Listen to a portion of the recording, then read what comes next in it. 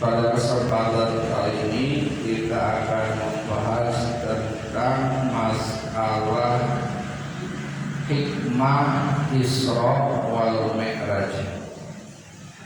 Bainama Nabi sallallahu alaihi wasallam bil hijri indal bait.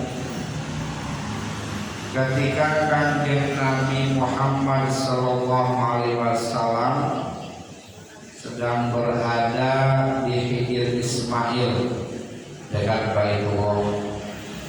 Bagi yang sudah ke Mekah, hafal Hijr Ismail di mana? Yang di samping Baitullah. Ya.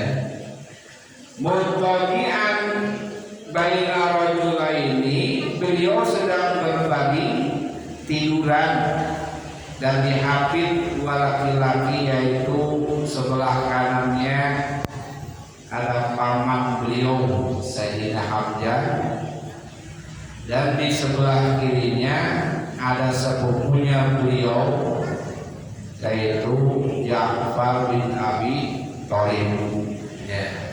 Jadi Kanjeng Nabi Muhammad SAW sedang berada di samping Baitullah, tepatnya di Ismail, sedang tiduran. Ya, in atahu Jibril wa Mikail wa malakul akhir. Tiba-tiba datang malaikat Jibril dan malaikat Mikail beserta malaikat yang lainnya. Ya, fahtamalu hatta jauh bihi zamjama, maka membawa malaikat Jibril itu kepada Kanjeng Nabi ke tepi air Zamzam, tetapi sumur Zamzam dibawa Kanjeng Nabi oleh malaikat Jibril dan malaikat Mikail. Dibawa kemana? Ila Zamzam, kepada tepi sumur Zamzam. Fastamau ala dhahrihi, maka menyuruh para malaikat kepada Nabi untuk berbaring. Jadi Kanjeng Nabi disuruh berbaring, berbah atau terlentang. Ya, fatawallahu minhum, Jibril kemudian mengurus. Jibril terhadap Kanjeng Nabi Muhammad sallallahu alaihi wasallam. Pasawati riwayatin pasako sadrahu min turati nahri ila asfali batni sallallahu alaihi wasallam. Pasako sadrahu, kemudian dibelah dadanya, dioperasi. Tadi operasi mukjizat. Ya, operasi mukjizat. Dari mana? Min turati nahri ila asfali batni, dari sebelah, dari bawah lehernya, bawah leher, ila asfali batni, sampai ke arit-arit. Ya, dari arit dibelah oleh malaikat Jibril, dioperasi. Ya. Sumaqala Jibril li Mikail, kemudian malaikat Jibril berkata kepada malaikat Mikail, "Utuni bitosdin, ambillah, datangkan kepada kami bitosdin bejana, kaima utahiro qalbahu wasroh sadrohu, karena kami mau membersihkan hatinya Kanjeng Nabi dan melapangkan Kanjeng Nabi, melapangkan dadanya Kanjeng Nabi." Jadi malaikat Jibril menyuruh kepada malaikat Mikail membawa air dari sumur Zamzam dengan bejana, ya, untuk membersihkan hatinya Kanjeng Nabi. Fastakhraja qalbahu, kemudian dikeluarkan hati Kanjeng Nabi, diambil, ya, kemudian dikeluarkan. Ya, artinya Kanjeng Nabi terpisah, kalau diambil dikeluarkan. Fagwasalahu salah sumaratin, kemudian hatinya dicuci sampai 3 kali, dibersihkan oleh malaikat Jibril hatinya Kanjeng Nabi sampai 3 kali, menghilangkan kotoran yang ada di dalam hati. Nah, ini bukan berarti hati Kanjeng Nabi kotor, tapi itu adalah pelajaran bagi kita. kalau kita kalau ibadah bersihkan hati ya.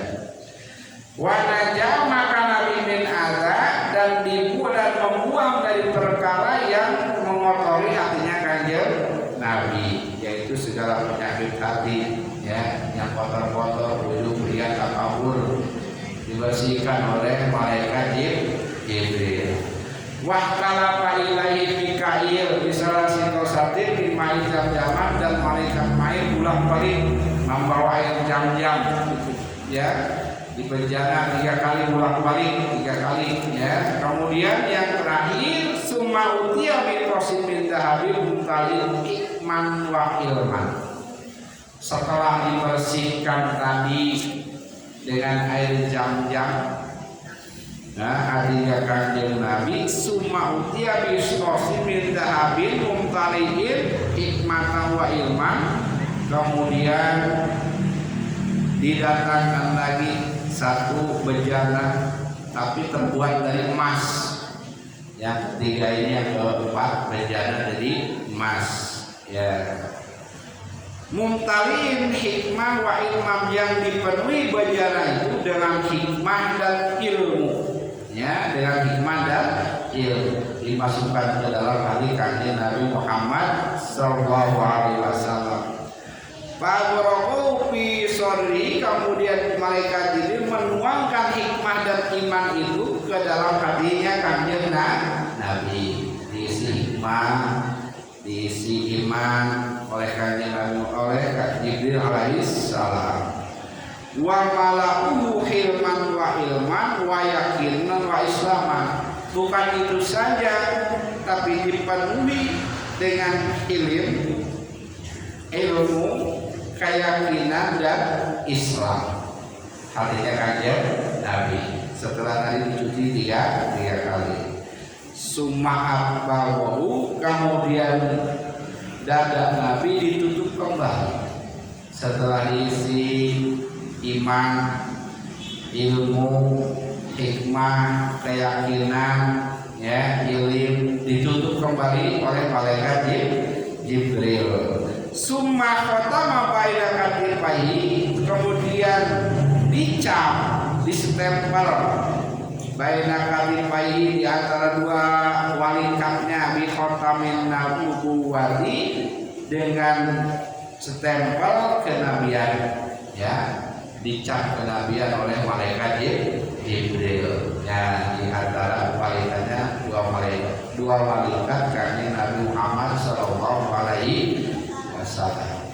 Jadi gampangnya begini, ada suatu peristiwa yang penting yang terjadi sebelum Isra wal Mi'raj itu. Peristiwa inilah yang menentukan suksesnya Rasulullah sallallahu alaihi wasallam untuk menghadap Allah Subhanahu wa taala. Maka malam itu Rasulullah sedang tiduran di Hijr Ismail dan diambil oleh dua laki-laki, yang satu pamannya dan juga yang satu adalah sepupunya. Nah, di sebelah kanan ada pamannya Sayyidina Hamzah, di sebelah kiri ada sepupunya Ja'far bin Abi Thalib. Datang malaikat Jibril dan Mikail membawa Rasulullah sallallahu alaihi wasallam. Nah, dibawanya Rasulullah ke tepi sumur Jam-Jam, dan Rasulullah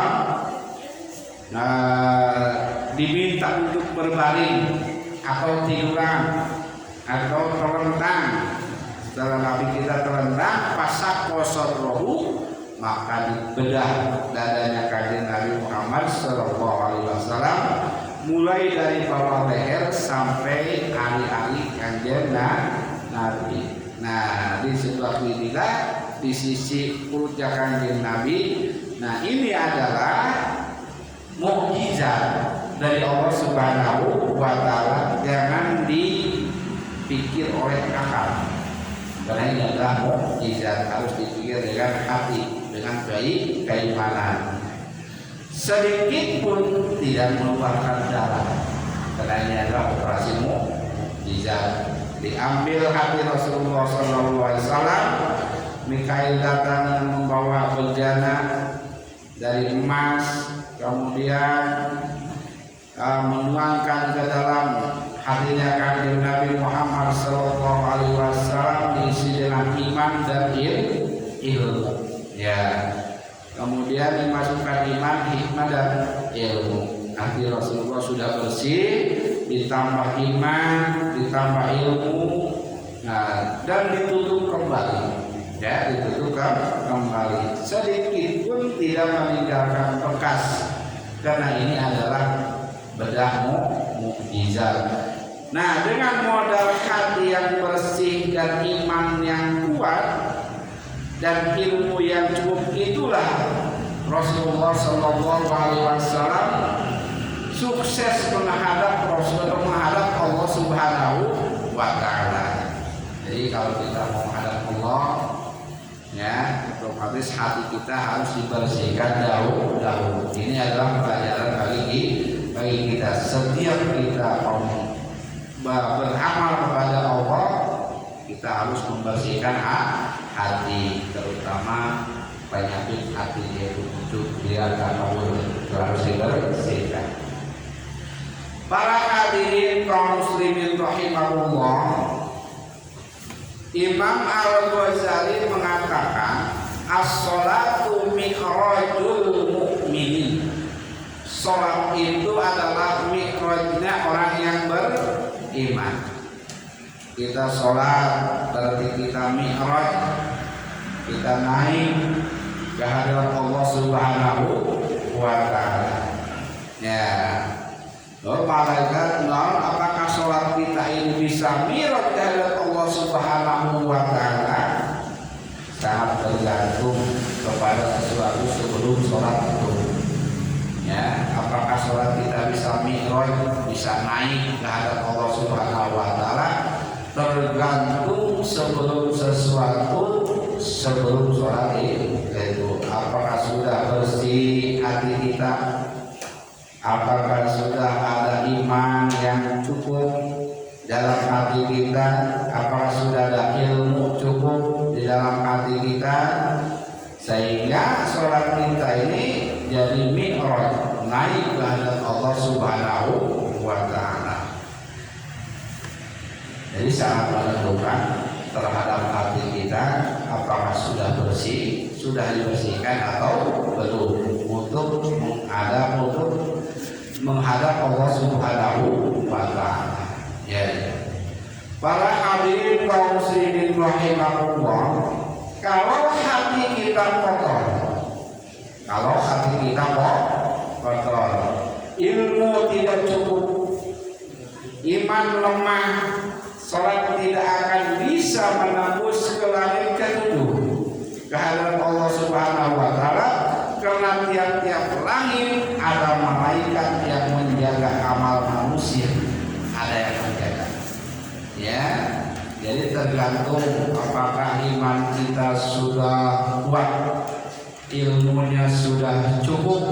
Nah, itu menentukan kepada amal kita naik ke langit ketujuh, kemudian terus ke hadapan Allah Subhanahu wa Ta'ala. Nah, langit pertama, langit kedua, langit ketiga, langit ketujuh, ya, itu ada malaikat yang menyeleksi amal kita. Di langit pertama itu seleksi, masuk langit kedua juga diseleksi, sampai ketiga, keempat, kelima, ketujuh, apakah patut ini amal datang kepada Allah Subhanahu wa Ta'ala, ya, kehadap Allah Subhanahu wa Ta'ala. Apakah cukup sampai di sini? Para hadirin kaum muslimin rahimahullah, Imam Al-Ghazali mengisahkan dalam kitab Ihya Ulumuddin, ya, seorang hamba sholat,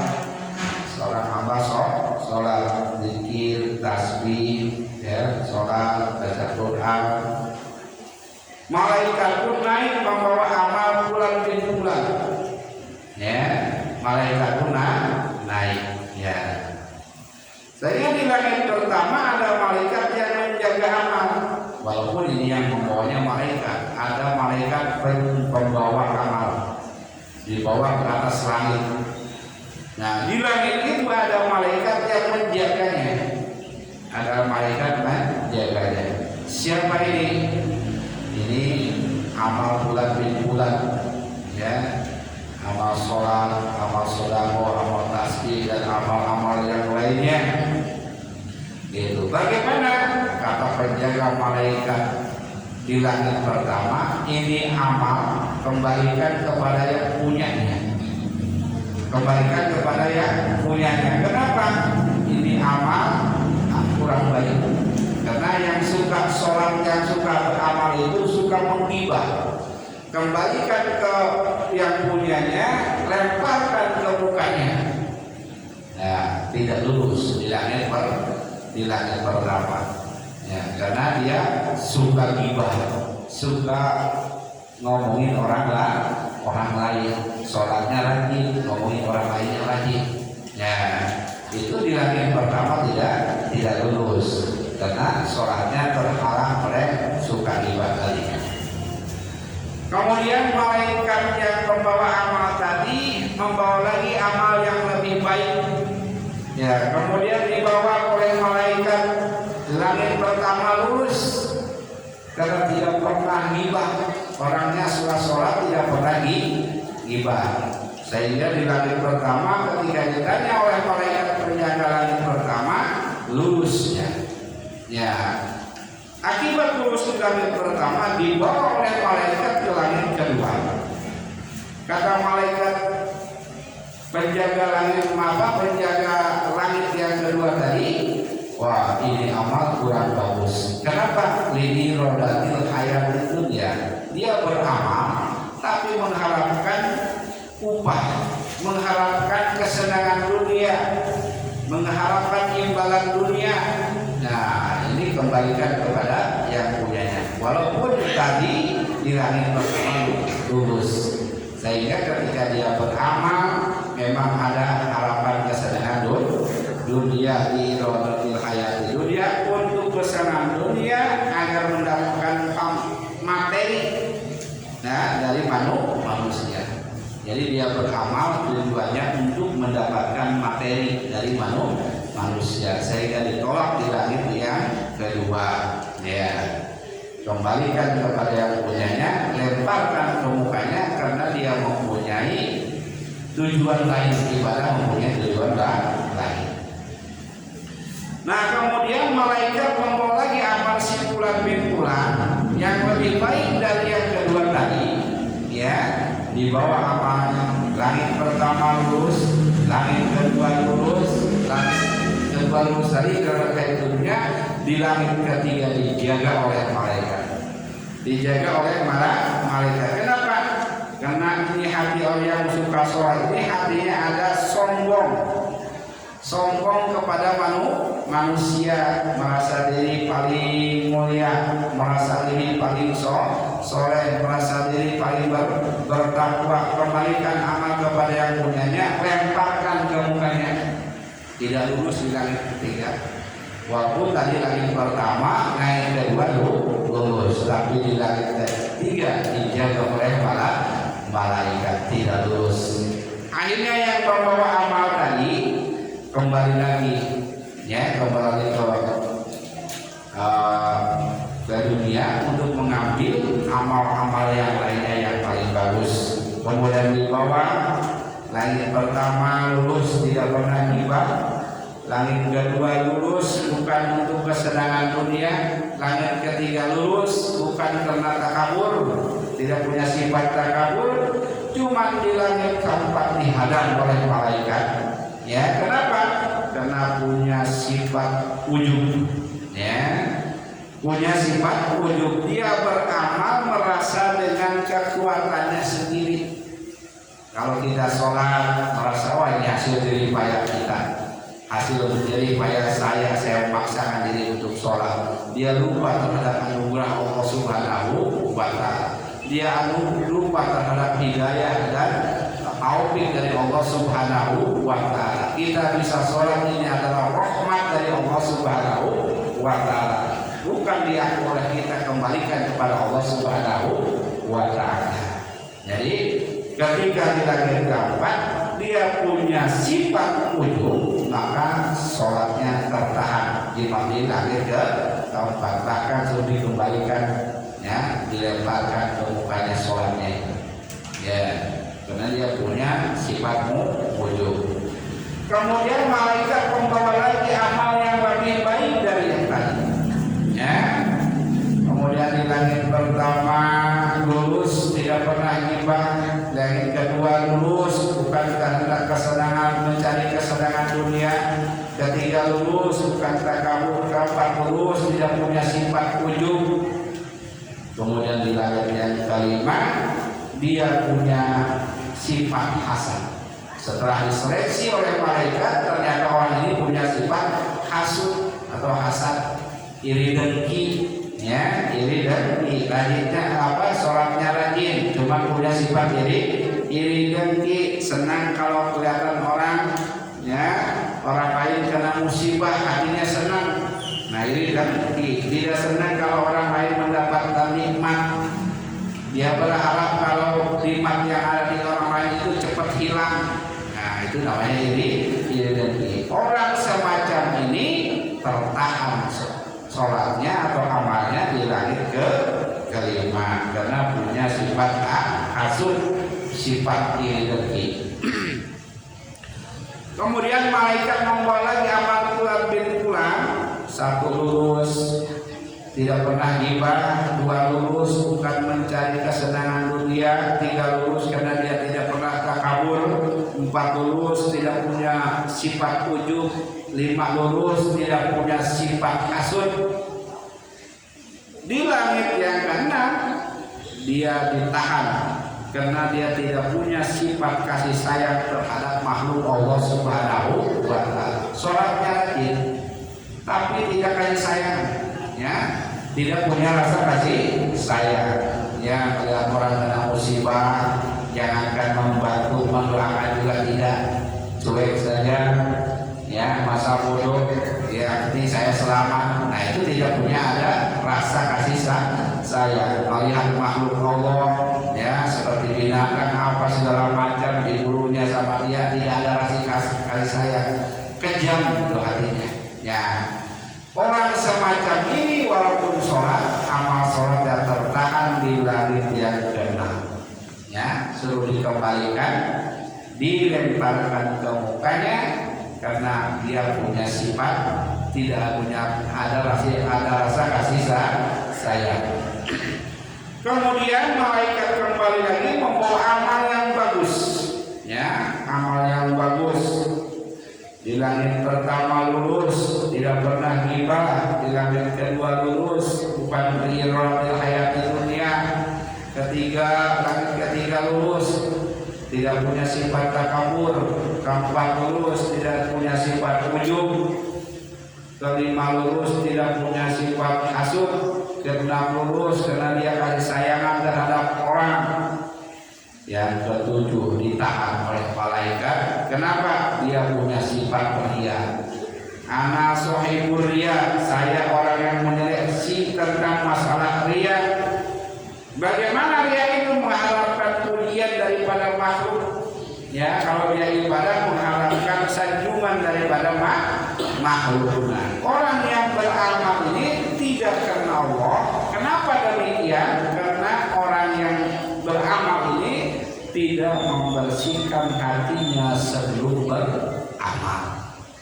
Makanya ketika Rasulullah sukses melaksanakan Isra, sukses melaksanakan Mi'raj, apa kesuksesan Rasulullah? Karena sebelum berangkat Isra, sebelum berangkat Mi'raj, sebelum menghadap Allah Subhanahu wa ta'ala, terlebih dahulu dibersihkan dulu hatinya. Dibersihkan dulu hatinya. Maksud bersih hati di sini adalah dibersihkan dari segala penyakit hati, yaitu ujub, riya, takabur, sombong dan lain sebagainya. Ya, jadi kalau kita ingin, ya, setelah kita mengerti tentang masalah syarat sholat, rukun sholat sudah hafal, kemudian lari kepada khusyuk, lari sebagaimana sholat bisa diterima. Nah, di sini untuk menyempurnakannya adalah sebelum kita sholat maka bersihkan dulu hati kita dari segala penyakit hati yang menempel di hati kita. Nah, inilah pelajaran yang kita dapat. Kenapa Rasulullah SAW dibedah sebelum Isra Mi'raj, dibersihkan hatinya, ditambah iman, ilmu, hikmah supaya beliau bisa nembus kehadap Allah Subhanahu wa Ta'ala. Nah, itu kalau sudah kita lakukan, insya Allah sholat kita bisa mi'raj ke Allah Subhanahu wa Ta'ala, bisa nembus kehadap Allah Subhanahu wa Ta'ala. Sallallahu ala Muhammad, sallallahu alaihi wasallam, sallallahu ala Muhammad, sallallahu alaihi wasallam, sallallahu ala Muhammad, sallallahu alaihi wasallam,